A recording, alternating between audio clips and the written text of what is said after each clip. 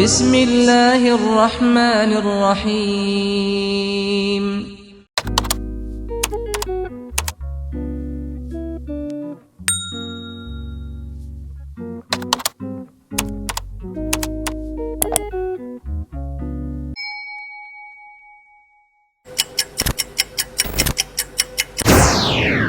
Bismillahirrahmanirrahim.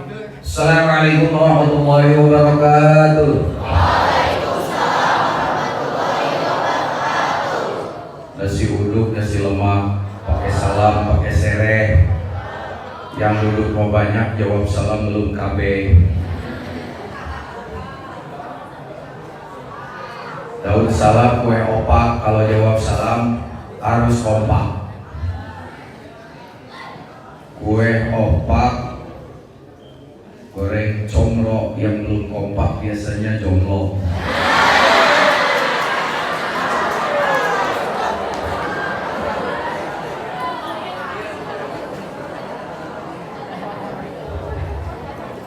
Selamat datang.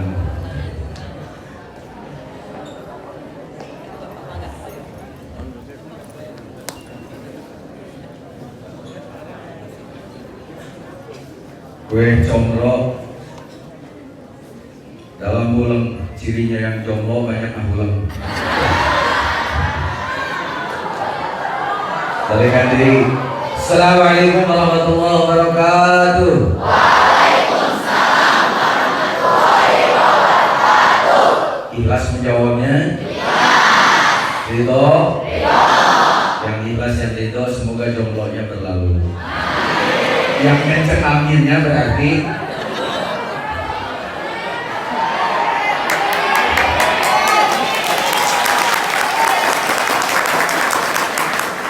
sesama jomblo dilarang saling mendahului. Alhamdulillahilladzi anzala sakinata fi qulubil mu'minin yazdadu imanan ma'a imanihim. Asyhadu an la ilaha illallah wahdahu la syarikalah wa asyhadu anna Muhammadan abduhu wa rasuluh. Allahumma shalli wa sallim wa barik ala sayyidina Muhammad wa ala alihi wa sahbihi ajma'in. Amma ba'du. Faqala Allah Ta'ala fi kitabihil karim, a'udzu billahi minasy syaithanir rajim. Bismillahirrahmanirrahim. Wa may yuhajir fi sabilillah yazid lahu muraghaman katsiran wa sa'an. Al-ayat sadaqallahu azim wallahu a'lam bi haqiqati dzalika. Puji yang menjadi penghias hati kita panjatkan kehadirat Ilahi Rabbi. Puja yang menjadi penghias rasa kita panjatkan kehadirat Allah Azza wa Jalla. Salawat serta salam semoga tetap tercurah kepada manusia terbaik di dunia yang gagah orangnya, yang tampan rupawan wajahnya, yang harus selalu kita contoh akhlak dan perilakunya, Habibana wa Nabiyana Muhammad sallallahu alaihi wasallam. Yang saya hormati dan yang saya banggakan Bapak Kepala Sekolah, yang alhamdulillah kalian punya kepala sekolah itu selalu baru, selalu tahun baru. Tahun baru Islam dimulai dengan bulan Muharram.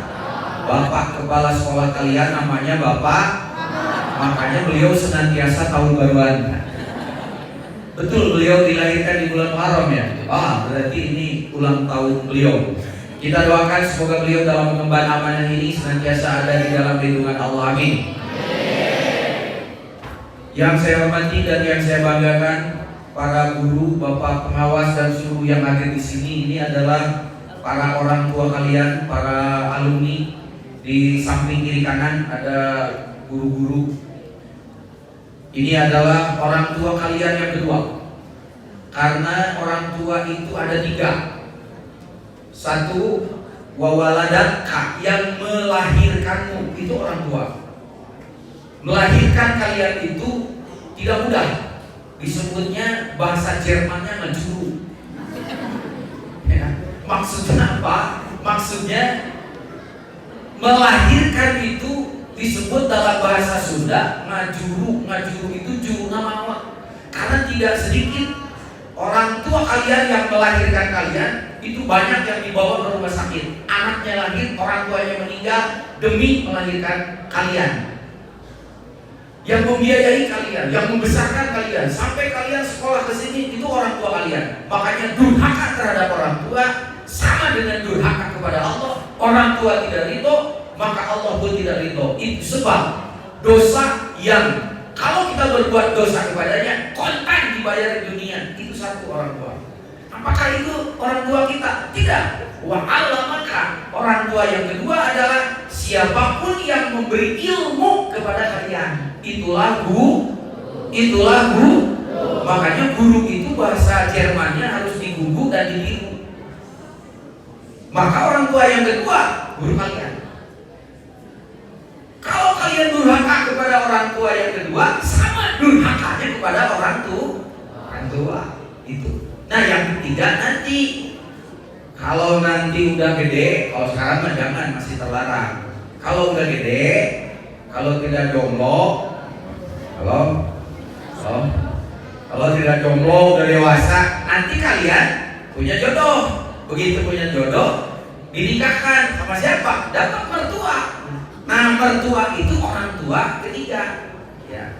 Orang tua ketiga sama dengan orang tua yang satu, kedua, ketiga. Tidak boleh berbuat dosa, karena kalau kalian berbuat dosa, dosanya juga sama, gitu ya. Maka orang-orang tua kalian yang hadir di sini, kita doakan semoga mereka dalam membimbing kalian diberi kekuatan oleh Allah Subhanahu wa taala. Amin ya rabbal. Ceramah Pak Isep ini tidak akan lama, karena di dalam ceramah banyak departemen lainnya. Katanya mau beli panci, taunya beli wadah kue. Katanya mau mendengar Pak Haji Isep ngaji, sampai di sini member aja. Ada gunung di Cileunyi, di Ciberem ada belanga. Duduk termenung mendengar Pak Isep ngaji, mata merem, mulut menganga. Bahasa Cinanya pokcai. Ya. Jadi tidak akan lama-lama. Nah, hari ini kita memperingati peristiwa hijrahnya Nabi. Bulannya bulan nama Bapak Kepala Sekolah kita, yaitu bulan apa? Muharram. Tahunnya tahun Hijriah. Biasanya peristiwa yang diperingati adalah memperingati peristiwa Hijriah. Di dalam peristiwa Hijriah ada sesuatu yang penting dalam kehidupan manusia. Jika manusia pengen maju apanya? Bukan maju perutnya, bukan maju giginya, bukan maju kerudungnya, tapi pengen maju hidupnya, pengen ada perubahan, disebut dengan istilah hijrah. Jadi di dalam sejarah itu disebut, kalau mau maju kalian harus hijrah, maka kalian juga dihijrahkan oleh Allah. Dulu anak-anak, nanti kalau sudah tua bikin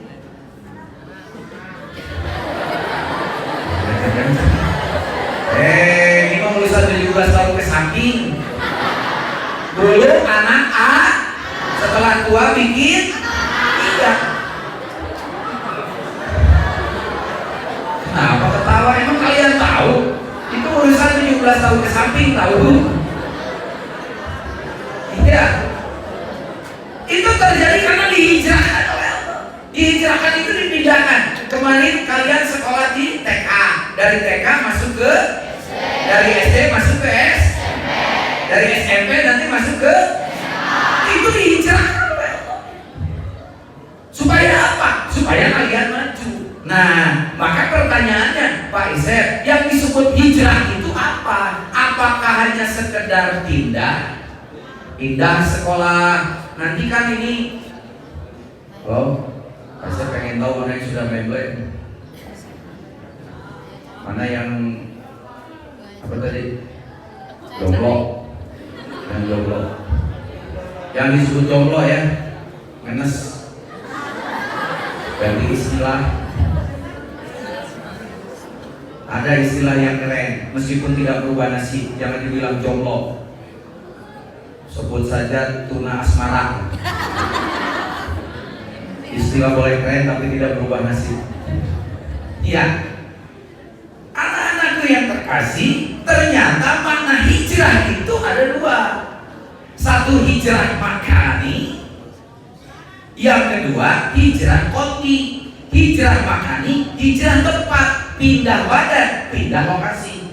Misalnya dulu di Indonesia, di mana tinggalnya? Di Chicago, pindah ke Amerika, ke Chicago. Apa bedanya sih?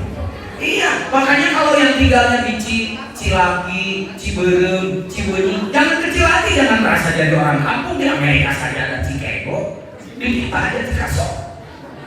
Ya, di Jerman ada Stuttgart, di kita ada Garut. Di Amerika ada Los Angeles, di kita ada di Garut, LS. Apa bedanya? Ya. Jadi hijrah itu ada dua. Ada yang hijrah pindah tempatnya, pindah bajunya, pindah badannya. Ada yang pindah itu bukan hanya sekedar itu. Makanya sekarang kan dengar istilah ada komunitas hijrah. Istilah hijrah ini biasanya ditujukan kepada orang-orang yang tadinya belenggu menjadi baik. Belenggu itu bahasa Jerman. Yang tadinya brengsek menjadi soleh, yang tadinya jauh dari agama menjadi orang yang dekat kepada agama, yang tadinya bajunya saenak udele dewe, maksudnya udelenya kelihatan, disebutnya dajjal, kelihatan dada dan dujal. Jadi hati-hati loh, dajjal itu bukan hanya yang matanya satu, yang kelihatan dada dan waspada. Nanti keluar dari sini banyak dajjal itu.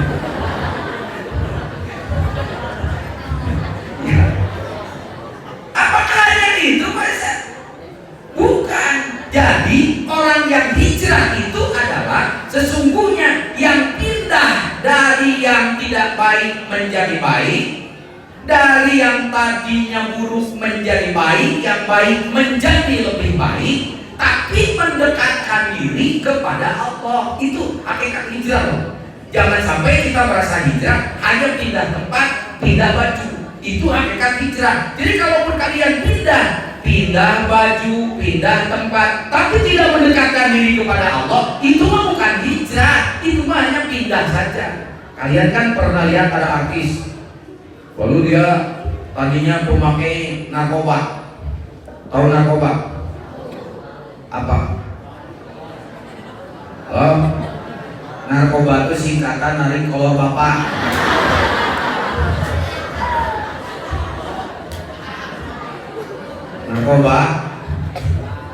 Narkoba yang ini tidak bisa diobati, tidak bisa direhab. Ibu-ibu kalian juga itu pengguna narkoba, narik kolor bapak. Ya. Halo. Jadi narkoba itu apa?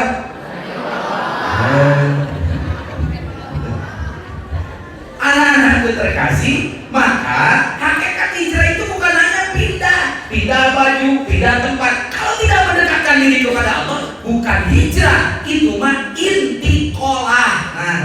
Jadi ada dua istilah. Kalau hanya pindah tempat, pindah baju, pindah kebiasaan, tapi tidak mendekatkan diri kepada Allah, bukan hijrah. Apakah itu? Intiqolah. Apa? Intiqolah, pindah aja. Sekarang baik. Kenapa? Karena lagi kepepet. Kalau kan teman kalian juga baik karena kepepet. Jadi kalau mau baik mepet-mepet aja. Tapi kalau nanti dia sudah tidak punya keinginan lagi, muncul lagi akhlak aslinya, itu bukan hijrah. Makanya disebut hijrah itu bukan hanya pindah tempat, pindah baju, pindah lingkungan, tapi mendekatkan diri kepada Allah. Enggak, itu yang disebut dengan hijrah. Nah, sekarang kalian dihijrahkan. Awas hati-hati loh. Karena ada anak-anak SMP yang dia pengen masuk SMP favorit, pengen masuk SMP yang terkenal, sampai menghalalkan segala macam cara. Pertanyaannya, apakah kepindahanmu ke sekolah itu mendekatkan diri kepada Allah atau tidak? Itu yang jadi masalah. Kenapa? Kita semua akan mati, bakal mau. Beda kecemai akan mati, man. Dan mati itu tidak pilih bulu, tidak pandang usia. Ada bayi yang baru lahir mati. Kalau orang tua apalagi. Halo? Begitu mati, maka manusia itu nanti akan pulang kemana? Kalau dia tidak mengenal Allah. Makanya Bapak tanya tadi kepada para senior, salah satunya kepada ayahanda kita Pak Haji Agus. Pak Haji, visi misinya apa sekolah ini? Karena Bapak juga dosen. Bapak juga pengajar. Ternyata Bapak menemukan bahwa ketika kita mengajar mata pelajaran, apakah itu mata pelajaran apa saja, itu ilmu. Kalau ilmu ini tidak membawa anak didik kita kepada Allah, mohon maaf, guru-guru ini akan ditanya. Akan ditanya guru-guru itu. Karena ilmu itu dari Allah. Allah menggelar ilmu matematika, Allah menggelar ilmu bahasa Inggris, Allah menggelar ilmu IPS, apalagi pendidikan agama. Itu semuanya bagaimana ilmu ini mengenalkan kita kepada Allah. Apa untung ruginya manusia yang mengenal Allah? Untung ruginya, lihat di dunia. Kalian pernah dengar tawuran? Pernah tawuran? Swear. Bener. Pernah dengar narkoba? Tadi kan dengar narkoba itu apa? Pernah dengar pornografi? Oh pernah sih. Mengeta tak? Tuh yang lagi ngobrol, itu lagi buka video porno. Yang itu. Anak-anakku terkasih, kalau kalian jauh dari Allah, maka tidak akan ada yang melindungimu. Karena ketika kalian keluar dari rumah, lewat dari pengawasan orang tua, masuk ke sekolah, di sekolah baik, begitu keluar dari sekolah, lepas dari pengawasan sekolah, maka dia akan berengsek lagi. Kenapa? Karena di dalam kolbunya, hati-hati, tidak ada nama Allah sedikit pun. Makanya judul kita, hijrahkan kolbumu kepada Allah, Rabbul Ghafur. Kenapa yang harus dihijrahkan itu kolbu? Kolbu itu artinya hati. Apa? Kolbu itu adalah hati. Makanya kalau guru mau ngajar, anak-anakku dengarkan, hati-hati, bukan mulut-mulut. Nyadar kan? Ya, nah hati-hati ya, bukan nah mulut-mulut ya. Kalau ada orang tua yang ngomong kayak gitu, mungkin kita anggap, ini mama sih pinter, kenapa neng disuruh mulut-mulut? Hati-hati. Kenapa? Karena apa yang ada di hati, itulah yang akan mengendalikan kalian. Di dalam diri kalian ada dua, ada rohani, ada nafsani, ada roh, ada nafsu. Roh itulah yang langsung koneksitasnya mendapatkan bimbingan dari Allah. Roh ini akan hidup kalau kalian itu senantiasa mendekatkan diri kepada Allah. Bagaimana kalau tidak mendekatkan diri kepada Allah? Ruhaninya mati. Apa yang hidup? Nafsunya. Karena manusia cuma dua, ada hati, ada nafsu. Kalau hati dekatnya ke rohani, makanannya amalan ibadah. Makanya yang tidak pernah ibadah, tidak pernah sholat, tidak pernah zikir, tidak pernah baca Asmaul Husna, lihat dia tidak punya hati. Kenapa? Hatinya akan membantu. Siapa yang mengisi hatinya? Pasti yang kedua, nafsu. Siapa itu nafsu? Temannya ini setan begini. Allah, tahu setan? Berarti temannya loh. Begini anak-anakku terkasih, rasakan di dalam dirimu hanya ada dua dorongan. Dorongan untuk berbuat baik, untuk taat, untuk dengar pengajian. Itu pasti dorongan dari ruhani. Ruhani diisinya oleh malaikat. Tapi kalau ruhani yang intinya ada di kolbu diisi oleh setan, maka ketika diajak benar, dia nggak suka. Orang lagi ngaji itu ya nggak ngaji, dia apa buka HP terus. Pak Ustaz lagi ceramah, dia ceramah sama teman-temannya, ya, you know, gimana gue? Oh iya, dan ranjang gue seperti mana? Wah, tinggalin. Makanya yang nonton video porno nanti kelihatan, biasanya ada cemilan di sini. Tengok kiri kanan. Wah, saya mah nggak di sini, jendelanya di sini, sama aja bro. Kenapa keinginannya kepada hal-hal yang buruk? Karena hatinya hanya berisi setan. Makanya waspada. Guru-guru itu bisa melihat anak-anak yang kolbunya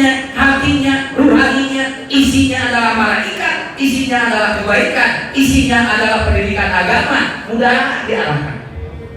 Tapi anak-anak yang kolbunya itu nggak ada ibadahnya, nggak ada amal solehnya, nggak pernah baca Asmaul Husna, nggak pernah sholat. Mohon maaf, guru-guru juga, udah kalau bukan anak orang lain mah dipetung. Udah sama anak orang lain, di sini juga nyusahin, pulang ke rumah nyusahin orang tua. Udah gedenya rasain dia akan menjadi anak yang susah seumur hidup. Nah makanya momen hijrah ini adalah bagaimana kita yang penting itu menghijrahkan kolbu, bukan hanya menghijrahkan badan. Kenapa? Karena kolbumu adalah pusat kendalimu. Awas, kolbu itu bisa mengendalikan penglihatanmu. Kolbu bisa mengendalikan telingamu. Kolbu bisa menggerakkan kakimu.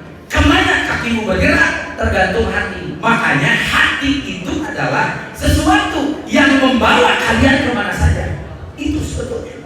Makanya kalau lagi sakit hati, halo, punya hati gak? Halo, punya hati gak? Suka sakit hati? Beda yang sakit hati dengan yang senang hati, pada hijabnya juga beda. Kalau yang lagi senang hati, kalau yang lagi susah hati, orang lain ketawa, dia pakai hijab. Orang lain berhenti ketawa, dia baru ketawa sendirian. Mendingan ketawanya di sini. Ini udah di WC ketawa sendirian. Kenapa? Mau kesurupan? Bukan. Saya baru mengerti Pak Isya itu ngomongnya kemana. Jadi saya baru mengerti sekarang. Saya baru ketawa sekarang, bisa jadi. Nah makanya kalau mau menghijrahkan itu, hijrahkan dulu kolbumu. Sekarang kolbumu apa isinya? Karena apa yang ada di kolbumu itulah yang akan membawamu. Kalau isinya malaikat, dia pasti membawa kepada kebaikan. Tapi kalau isinya iblis, maka rasakan oleh kamu, dia akan membawa kepada kejelekan. Sesuatu yang selalu bertentangan, ujungnya pasti menyesal. Kalau begitu Pak Isep, gimana cara membersihkan kolbu? Nah, cara membersihkan kolbu tidak ada lagi. Likuli syai'in sokolah wa sokolatul kolbi adzikru. Segala sesuatu ada alat pembersihnya. Pembersih kolbu adalah zikir. Awas, sekali lagi, pembersih kolbu adalah cung. Yang jomblok dulu. Mana yang jomblok cung? Astagfirullah. Jomblok apa?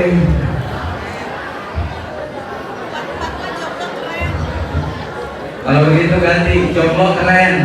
Boleh. Tepuk tangan buat yang jomblok. Bapak-bapak jomblo juga yang penting kolbunya terkait dengan kolbunya terkait dengan Nah, bagaimana sekarang kolbu yang isinya bukan malaikat? Rasakan saja oleh kalian. Kalau kolbu kalian diisi bukan oleh malaikat, pasti isinya adalah pasti isinya adalah tahu setan? Kok tahu sih? Pernah ketemu setan? Sesama setan dilarang saling menuduh. Sesama setan dilarang saling menuduh. Dengerin. Setan itu minal jinnati wanas. Jadi setan itu ada dua, minal jinnati, dari bangsa jin dan dari bangsa manusia. Dari bangsa jin dan dari bangsa manusia. Ini telunjuk saya kemana? Kalau setan yang dari bangsa jin tidak kelihatan, tahu-tahu masuk aja di dalam kolbu. Bagaimana cirinya yang kemasukan setan? Perilakunya kayak setan. Halo? Jangan tadi ketemu setan. Ciri-ciri setan apa? Halo? Apa? Rambutnya kering?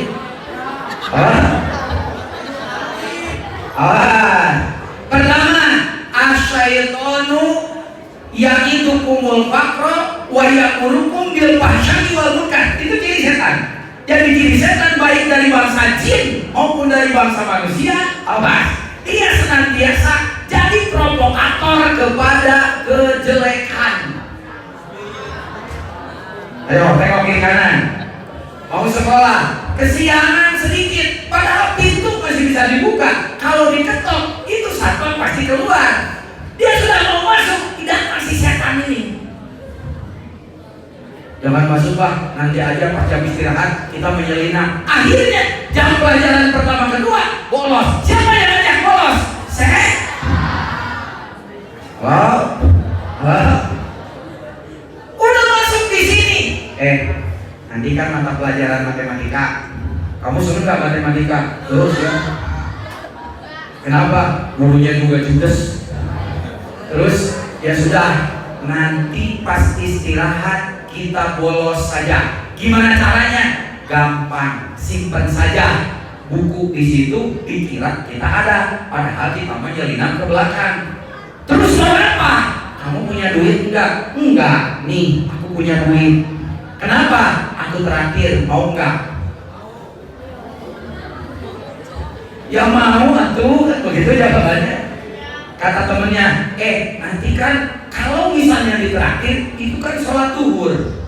Pas sholat zuhur kita harus sholat. Lu mau terakhir? Kata temennya yang setan gitu, sholat itu besok juga ada lagi. Kalau rezeki tidak bisa besok datang, belum tentu. Sholat bisa dikodok, puasa bisa dikodok. Mohon maaf, rezeki nggak bisa dikodok. Siapa tahu besok kagak dapat lagi. Akhirnya mikir-mikir, ya udah gua traktir aja. Ditraktir tapi bolos sholat, tidak masuk lagi. Siapa yang ngajak? Temannya. Yang mengajak kepada keburukan pasti setan. Itu cara membedakan. Kalau setan itu tidak terlihat, yang bahaya itu setan sesama manusia. Setannya pakai lipstik, setannya memperhatikan lagi, setannya selalu beliin kuota lagi. Hati-hati. Nah, makanya nanti sikron disiplin, wadiroan bidiroin. Maka setan itu akan senantiasa mengajak kepada keburukan. Maka hatinya kalau sudah ada setannya, cirinya itu. Jadi hati-hati kalau ada teman yang ngajak kepada keburukan, itu pasti di dalamnya ada setan. Tapi wujudnya manusia. Ini yang susah. Gimana cara membersihkannya? Ketika kalian sadar ada itu, maka segera berpikir. Makanya di sini senantiasa sebelum jam belajar pasti ada zikir, ada asmaul husna, ada doa-doa itu untuk membersihkan kolbu. Nah, gimana caranya kalau kolbu sudah dibersihkan? Baru kita akan hijrah. Hijrah yang pertama memindahkan seluruh kebiasaan buruk kepada kebiasaan baik. Tapi kalau kolbunya tidak dimulai, tidak gampang.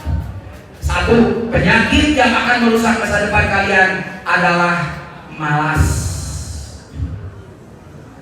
Sekarang anak-anak malas tuh lihat yang di tengah.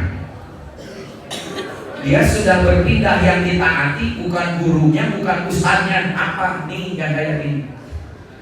Di Jakarta sekarang sudah ada penelitian. Ternyata anak muda kita sudah hancur masa depannya, terutama ketaatan kepada orang tua, ketaatan kepada guru, jam tidurnya sudah dirusak, jam belajarnya dirusak, dan perusaknya adalah jin dan setan yang bentuknya seperti ini. Ini ada jinnya cuma kelihatan. Kalau kalian mau lihat sama Pak Iset digosok-gosok, nanti jinnya keluar dari situ. Makanya di Jakarta sekarang lagi ada semboyan 1821.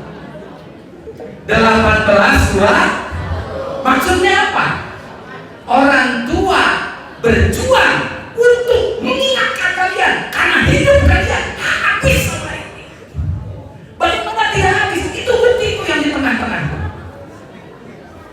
Sedang ceramah, sedang belajar, sudah mendengar kiri kanan, telinganya sudah tuli, matanya sudah buta, ininya sudah tidak mencium. Yang ada apa? HP. Itu yang jadi persoalan saya. Dibuang kalian juga butuh, dibiarkan kalian rusak. Apa itu? Setan pasti. Maka tolong dong hijrahkan. Karena ini yang akan menentukan kalian nanti berhasil atau tidak. Ini sudah menggeser ketaatan kepada orang tua. Belum lagi sekarang dari luar ada narkoba, ganti narkoba, bukan narkoba bapak, awas. Yang kedua, pornografi. Yang ketiga, seks seks bebas. Kan aneh. Anak-anak SMP kelas sekian ngomong seks. Halo? Ternyata mereka sudah dirusak. Dari mana? Pintunya dari sini. Anak-anakku terkasih, Bapak itu sehari-hari di BNN. Tahu BNN? Badan Narkotika Nasional Provinsi. Dulu di Jakarta. Di jurusan Bapak ada mata kuliah penyuluhan anti narkoba. Kenapa? Karena narkoba ini ternyata efektif merusak generasi muda kita. Karena Bapak sehari-hari tukang urus yang kena narkoba, maka Bapak bisa tahu. Tidak perlu tes urin. Dari wajahnya saja, dari matanya saja, Bapak tahu mana pemakai narkoba, mana bukan. Jangankan pemakai narkoba, yang punya hutang dan yang enggak Bapak tahu. Yang punya duit dengan yang enggak tahu. Beda dari baunya. Bau yang punya hutang sama yang enggak. Bau yang punya duit sama yang enggak beda. Kalau yang punya duit, kalau lagi jalan, itu pasti tangannya kedengaran 1.000. Tapi kalau yang tidak punya duit, pasti lupa saperan. Yang punya duit dengan yang enggak beda serinya. Beda seri. Kalau yang punya duit, yang tidak punya duit,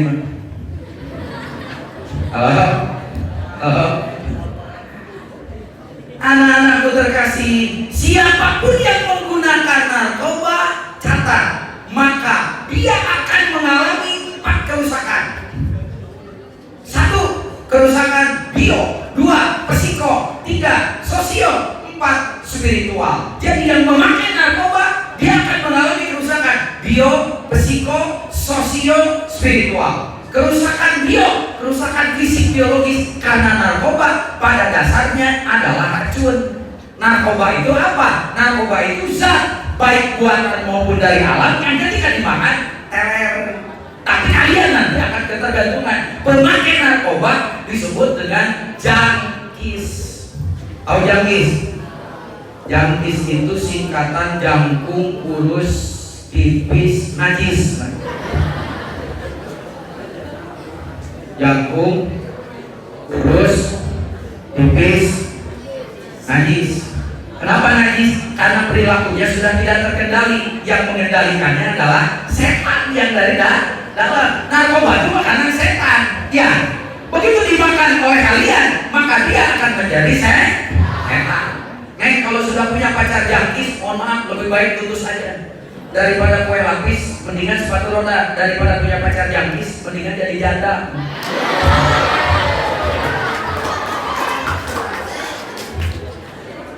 Susah. Karena nanti kan si pemakai narkoba ini, dia akan merayu lagi teman-temannya. Maka satu sekolah kalau sudah kemasukan itu rusak. Kita tidak mau mengambil risiko itu. Makanya ada sekolah yang kalau sudah ketahuan seperti itu banyak sekolah yang nggak mau ngurus, udah pecat aja. Kenapa? Karena memang itu akan merusak teman-temannya yang lain. 1, itu saja sekarang sudah dimasukkan ke sekolah. Dari mana mulainya? Dari rokok. Cung yang suka merokok. Halo? Hati-hati anak-anakku terkasih, ada rokok yang di dalamnya itu ganja, tapi dikemas persis seperti rokok biasa. Makanya di situ sering mengatakan kalau dari BNN penyuluhan, rokok itu adalah pintu masuk dari narkoba. Kenapa? Seperti rokok biasa, kayak gudang garam, kayak jarum super. Ternyata di dalamnya tembakonya ganja. Sekali ngerokok itu tunggu tanggal mainnya. 4 hari berikutnya dia akan ketagihan mencari lagi rokok itu. Kalau sudah ketagihan, mau apa? Karena dia akan mencari bahan itu. Kayak disebutnya sakau. Sakau itu bukan sakit karena engkau. Sakau itu ketagihan dari narkoba. Yang kalau tidak makan narkoba, mohon maaf, dia tidak bisa konsentrasi. Makanya hati-hati. Ada anak yang sudah kecanduan apapun, dia nggak bisa konsentrasi. Kecanduan gadget dengan game-gamean, lihat mereka nggak bisa konsentrasi. Orang lain mengaji, dengerin, hidupnya dengan HP. HP-nya diambil, bisa ngamuk-ngamuk kayak kesurupan. Apa itu bukan ketagihan? Ketagihan itu namanya kecanduan. Kecanduan itu kayak ini, cung yang suka makan seblak. Astagfirullah. Level 5, level 10, level 30. Cung yang makan seblak sampai muncul, yang makan seblak sampai dibawa ke rumah sakit, yang tidak makan seblak uring-uringan. Itu sudah kecanduan, tahu? Jadi kecanduan itu begitu. Anda tergantung dengan satu makanan yang kalau tidak ada makanan itu Anda kehilangan konsentrasi. Itu namanya edik atau kecanduan. Waspada, kecanduan narkoba bisa lebih gila daripada itu. Satu. Yang kedua, yang membahayakan anak-anak, pornografi.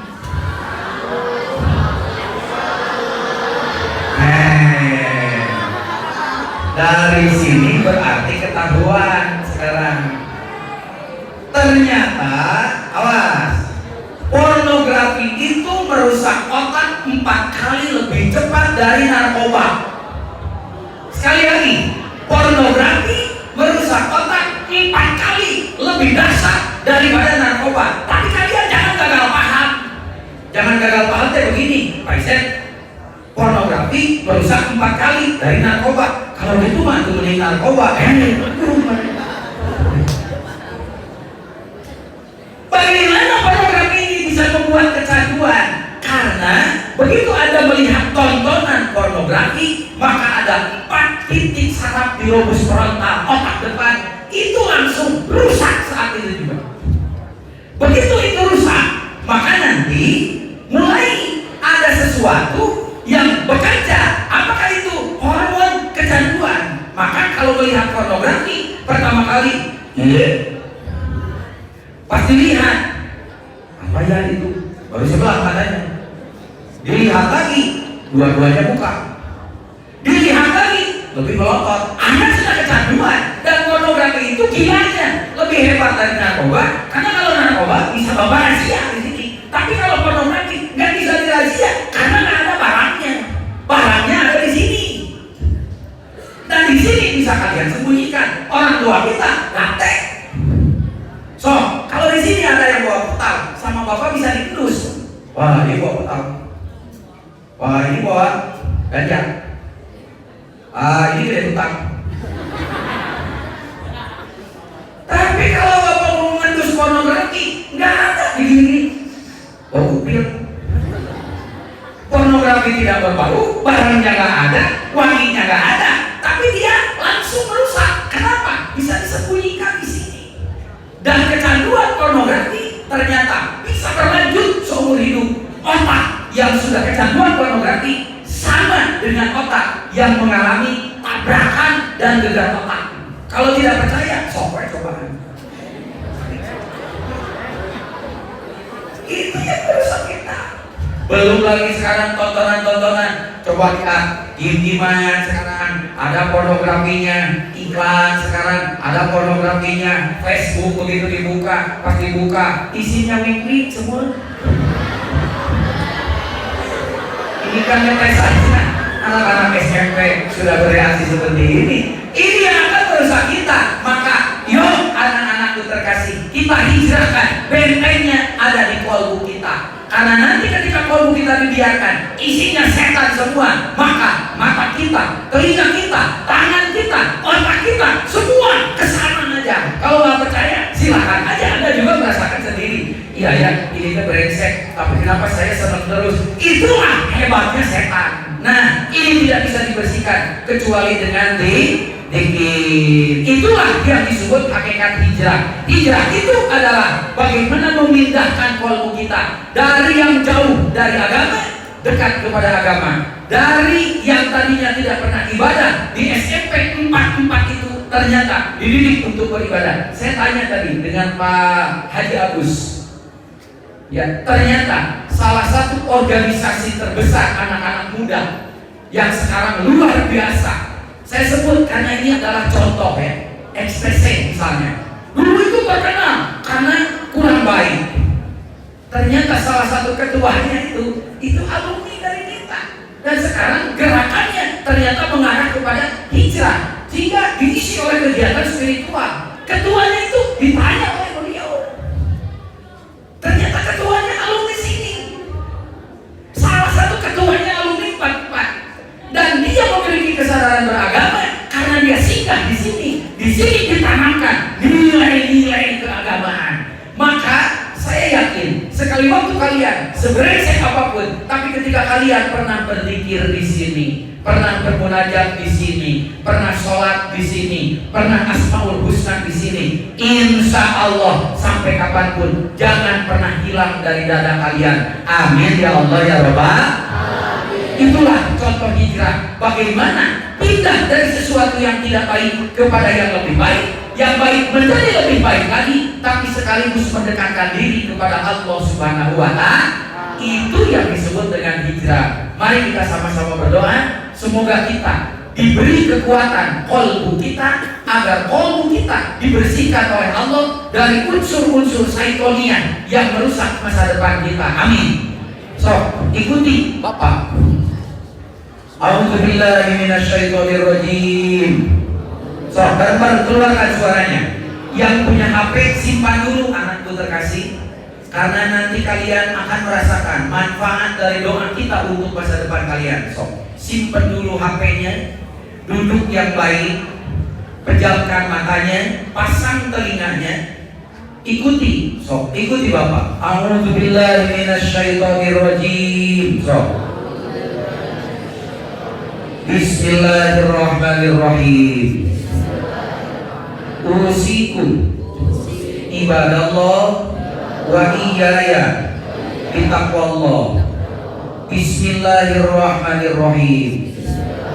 Allahumma ftahli bifutuhil arifin. Bismillahirrahmanirrahim.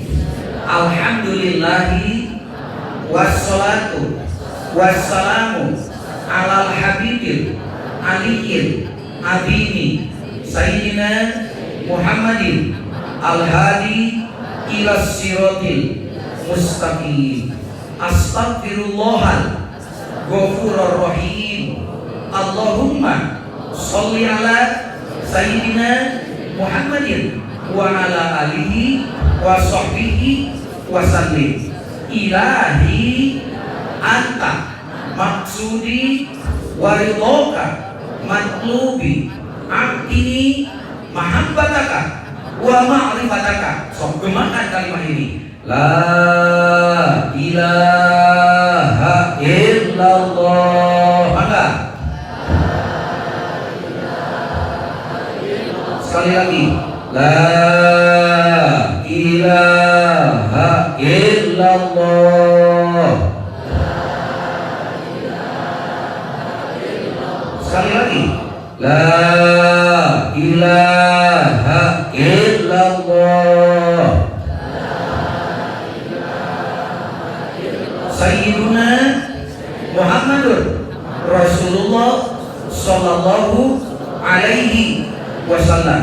Amin ya Allah ya Rabbal alamin. Allahumma sholli wa sallim ala sayyidina Muhammadin salatan tunjina biha min jami'il ahwali wal afat wa taqdilana biha jami'al hajat tutahhiruna biha min jami'i sayyi'at wa tarfa'una biha indaka ala darajat wa tuballighuna biha aqsal ghayat min jami'il khairat fil hayat wa ba'dal mamat. Innal ladzina yubayyi'unaka innama yubayyi'una Allah yadullahu fawqa aydihim faman nakasa fa innama yanqusu ala nafsi wa man 'aufa bima ahada alaihi Allah fasayutihi ajran 'azima walhamdulillahi rabbil alamin. Anak-anakku terkasih, pesan Pak Isep terakhir.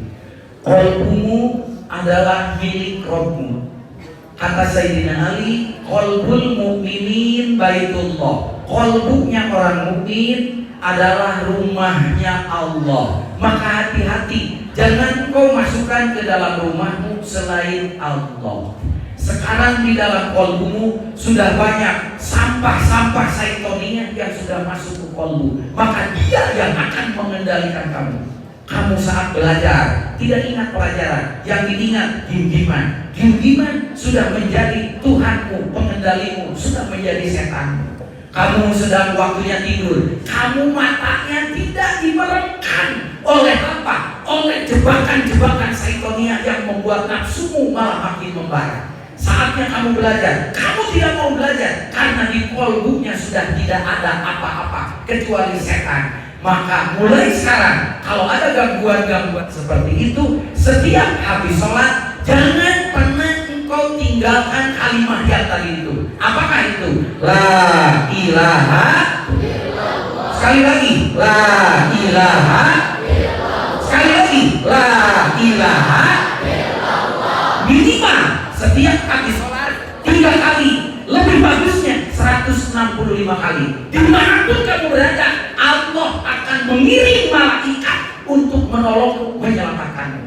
Karena itu janji Allah. Barang siapa yang mengucapkan kalimat ini, kata Allah, maka dimanapun dia berada, kalau dia akan terpleset kepada mara bahaya, aku saat itu juga mengirim malaikatku untuk menjaganya agar dia diselamatkan. Makanya jangan main-main dengan kalimat itu ya.